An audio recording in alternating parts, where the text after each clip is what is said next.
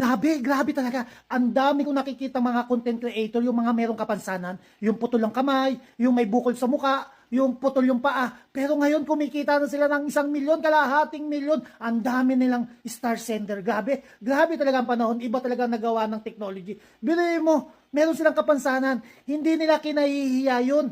Bagkos ayun pa ang naging sandalan nila para sumikat silang maging vlogger, para maging content creator. Kaya dito sa buhay ng mundo ng Facebook, hindi itsura.